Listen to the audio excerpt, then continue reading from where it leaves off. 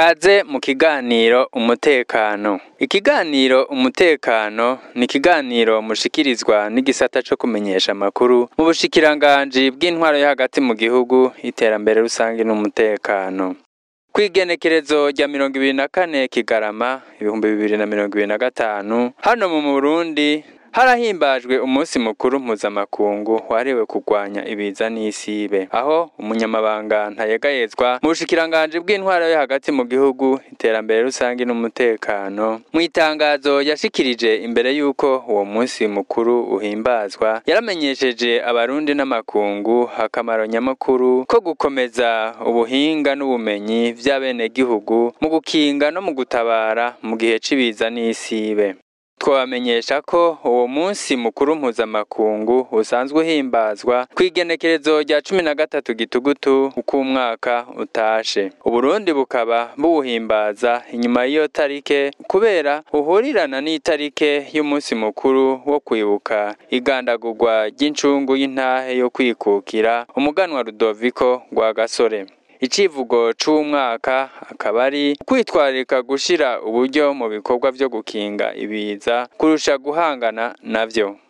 Kuri uyu munsi buca duhimbaza umunsi mukuru mpuzamakungu wahariwe kurwanya ibiza n'isibe, ndi n'iteka ntangere ryo kumenyesha abarundi n'amakungu akamaro nyamukuru ko gukomeza ubuhinga n'ubumenyi vy'abenegihugu mu gukinga no mu gutabara mu gihe c'ibiza n'isibe. Kw'igenekerezo rya 21 Kigarama umwaka w'2009 niho ishirahamwe mpuzamakungu ONU mu ngingo yaryo akarongo gashinze REC akarongo gashinze 64 akarongo gashinze 2009 ryashinga ko igenekerezo rya 13 Gitugutu uko umwaka utashe haba ihimbazwa ry'umunsi mukuru mpuzamakungu wahariwe kurwanya ibiza n'isibe.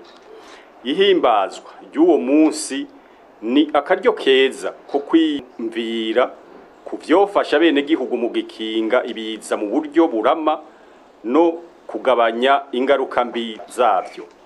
Mu gihugu cacu c'u Burundi ihimbazwa ry'uwo munsi rihurirana n'umunsi mukuru ngo kwibuka igandagurwa ry'incungu w'intahe yo kwikukira umuganwa atari umugani Rudoviko Rwagasore.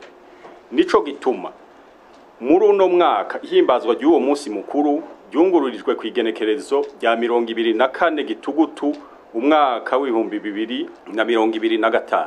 Ibirori bikazobera muri komine ya Buterere, komine Ntahangwa mu ntara ya Bujumbura. Icivugo c'uyu mwaka kabari kwitwararika gushira uburyo mu bikorwa byo gukinga biza kurusha guhangana navyo. Muri iryo tangazo umunyamabanga ntayegayezwa mu bushikiranganji bw'intwaro yo hagati mu gihugu, iterambere rusangi n'umutekano yarashikirije igituma ibiza bibaho. Arongera arashikiriza ibikorwa leta y'u Burundi imaze gukora ibicishije mu gisata c'igihugu kijejwe gukinga no gutabara mu gihe c'ibiza n'isibe. Akaba yarateye akamo kububaka badakurikije amategeko agenga inyubako bijanye no kwirinda impanuka y'umuriro, kwirinda kubaka ahategwa n'imyuzurira hamwe no ku misozi ihanamye. Mu gihugu cacu c'u Burundi ibiza n'isibe si agaseseshwa rumuri. Ivyo biza navyo bikaba biterwa n'igwirirana ry'abantu, ihindagurika ry'ibihe, guhonya ibidukikije hamwe n'ukononekara kw'imisozi ihanamiye ibiyaya. Ibi bikatwibutsa ko twogira ico dukoze kare kubwire dukinge bimwe biboneka ibyo dushikira bitaraba. Twihweje ingaruka bitera, leta y'u Burundi ibicishije mu gisata c'igihugu kijejwe gukinga no mu gutabara mu gihe c'ibiza n'isibe ibandanya kwigisha no gukaburira ubumenyi inzego zose n'abenegihugu kugira bame biteguriye gukinga no guhangana n'ivyo biza. Ni muri iyo ntumbero hari n'ibindi bikorwa leta iriko irarangura nk'ishigwaho rya politike y'igihugu ijejwe gukinga ibiza n'isibe, gushiraho ubutabazi bwitunganije kuri bose, tutibagiye n'inyigisho zo kumenyesha uko ibiza bishika n'uko duhangana navyo. kwitwararika gushira uburyo mu bikorwa byo gukinga ibiza kurusha guhangana navyo ni ugutunganya neza imigabo n'imigambi irama mu gukingira ibinyabuzima, mu kwigisha bene gihugu n'inzego ibijanye n'ibiza nuko bohangana navyo mu gihe bishitse. Igihugu cacu kibandanya kandi gukorana n'abafatanya bikorwa mu iterambere mu kuronderera hamwe uburyo bufasha abene gihugu gutsimbataza ubushobozi bwo gukinga ibiza no mu guhangana navyo igihe bishitse. Ibi navyo bikaba biri muri ya mbonoka zoza y'igihugu Burundi bwifashe mu mwaka w'ibihumbi 2040, Uburundi buteye imbere mu mwaka w'ibihumbi 2060. Ihimbazwa y'uwo munsi mukuru nakaryo keza ko kwibutsa uruhara rw'uwo ari we wese kugira ico aterereye mu gukinga no gutabara mu gihe cibiza n'isibe. Ni kuri iyo mvo rero duhamagariye abarundi bose kwirinda kubaka hadakurikijwe amategeko agenga inyubako kugira twirinde imiriro y'ivyaduka, kutubaka ahantu hashobora guterwa n'imyuzurira, hamwe no kwirinda kubaka ku misozi ihanamye. Ihimbazwa y'uwo munsi mukuru na kandi karyo ko gushimira abafatanya bikorwa bose baba mpuzamakungu canke abakorera hano mu gihugu, umuryango utabara imbabare mu Burundi, amashengero n'abandi ataco badakora mu gushigikira Burundi mu migambi bwihaye gukingira abene gihugu mu gihe cibiza n'isibe. Twese rero dushize hamwe inguvu n'ubumenyi turashobora kugabanya ingaruka ziterwa n'ibiza, tukubaka Burundi bwifashe kandi buteye imbere kugira abadukomokako bazobe mu gihugu ciza kizira ibiza. Nkaba ndabifurije umunsi mukuru mwiza wahariwe kugwanya ibiza n'isibe, twiyungure ubumenyi kandi twiyemeze ko tugiye kugira ico duterereye twese mu gukinga ibiza n'isibe mu gihugu. Umuyobozi mukuru w'igisata cyo gukinga impanuka no gutabara abo zashikiye akaba ari nawe arongoye igisata cyo gukinga impanuka ku rwego rw'igihugu yaramenyesheje ibiza bibangamiye igihugu c'u Burundi hari kuri uyo munsi mpuzamakungu wahariwe kugwanya ibiza n'isibe. Uyu ni umunsi mukuru mpuzamakungu wahariwe kugwanya ibiza n'isibe. Amabiza dufise gushika mu Burundi hariho ibiza bijanye n'umwuzurira aribyo bita inondation mu gifaransa, hakabaho ibiza bijanye na glissement de terre. Glissement de terre ni bimubona by'ibihomoka tubona hirya no hino hatari hake. Hakaba ibiza bijanye n'imiyaga y'igihuhusi isambura amazu, iramuramaze kubyumva ko hirya no hino yadukiza imiyaga ikagurura amazu. Hakaza n'ibiza by'imvura y'igihuhusi ico bita pluie torrentielle, nabyo nyene bironona imirima. Hakaza n'ibiza by'urubura bironona imirima cane ico bita grêle. Eka hari n'ibiza mugabo bidakaze cane ibyo bita séisme, tremblement de terre, nabyo nyene mu Burundi turabifise turabibona. Hanini nivyo hiyongereye ko n'iciza c'uruzuba rwinshi na cyane cyane rukunda kwiyadukiza mu ntara z'uburaruko nka Kirundo.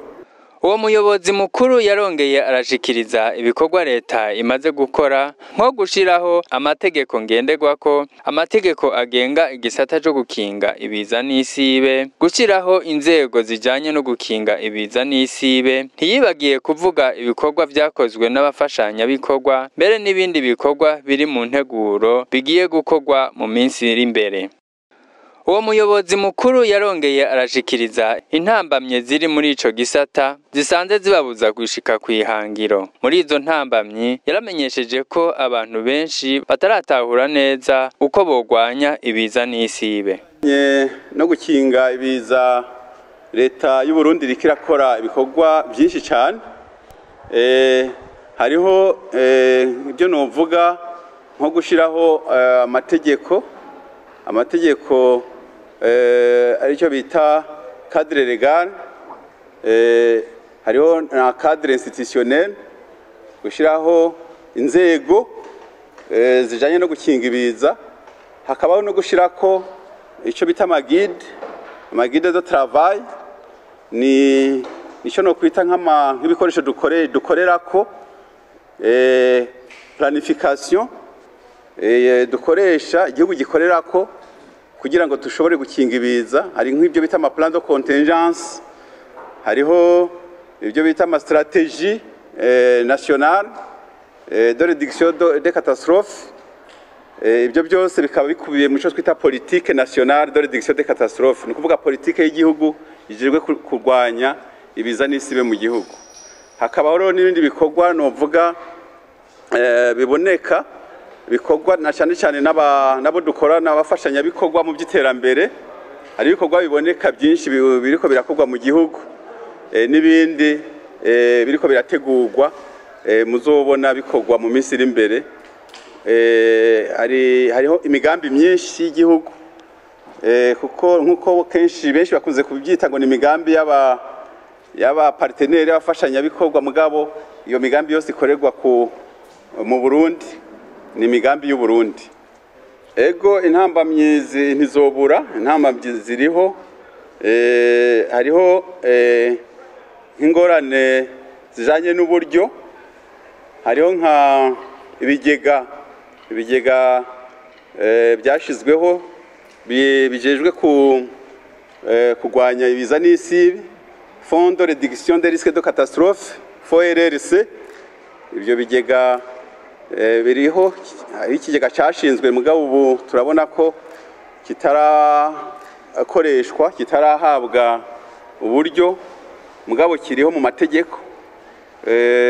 Twizeye ko bizoshika bakagishiramwe uburyo bwa leta cyane nubwo abandi bafashanya bikorwa mu by'iterambere bagashiramwe uburyo kugira natwe ama institution ya leta, aba acteur national, natwe dushobore gukora ibikorwa bijanye no kurwanya ibiza n'isibe nk'uko n'abaparteneri babikora, kuko bo nabo barafise defo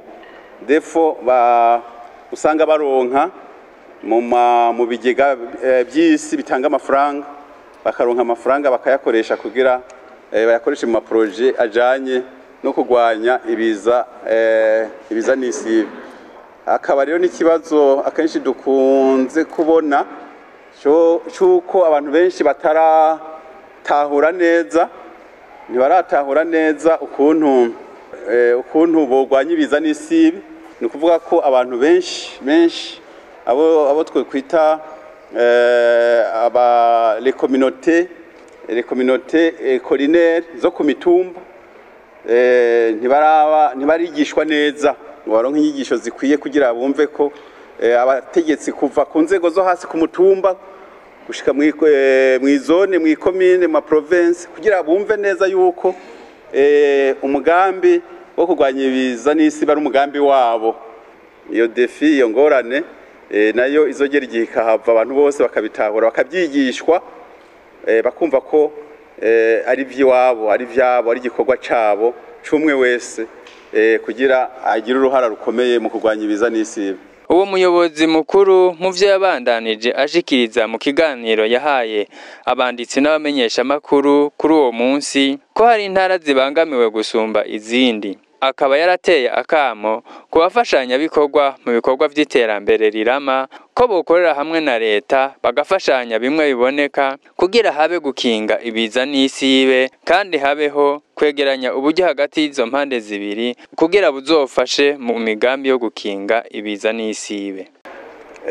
Kubijanye n'ibiza n'isibe, hariho intara usanga zibangamiwe gusumba izindi bivanye n'ikiza cyangwa isibe icarico, kuko nko kubijanye n'umwuzurira, inondation, hariho nk'izi ntara zegereye ikiyaga ca Tanganyika, ni ntara usanga zegereye inzuzi, zegera ahantu ku nzuzi, nizo usanga zigeramiwe cyane n'ibiza bijanye n'umwuzurira, ico bita inondation. hakaba rero n'intara zikarirwamo cyane n'ikiza c'uruzuba, nk'intara zo mu buraruko nko mu Kirundo mbere no mu Kumoso, rimwe rimwe barakunda kugira ingorane z'uruzuba. Hakaba rero n'izindi ntara zigeramiwe cyane n'ikiza cy'ibihomoka, hariho nka Ngozi, komine Ngozi iz'ubwa mbere mu ntara zigeramiwe cyane n'ibihomoka. Hakaba rero n'intara usanga zigeramiwe n'ibintu by'imiyaga yonona amazu n'ibiterwa, na cyane cyane mu ntara z'uburaruko, hariya mu za Kirundo barakunda kugeramirwa cyane n'ikiza cy'imvura n'imiyaga yonona amazu n'ibiterwa. Akamo twotera abafasha cyane cyane abatwita les partenaires au développement, nuko bokorera hamwe, bagakorera hamwe na leta, bagafashanya bimwe biboneka kugira habeho gukinga ibiza n'isibe.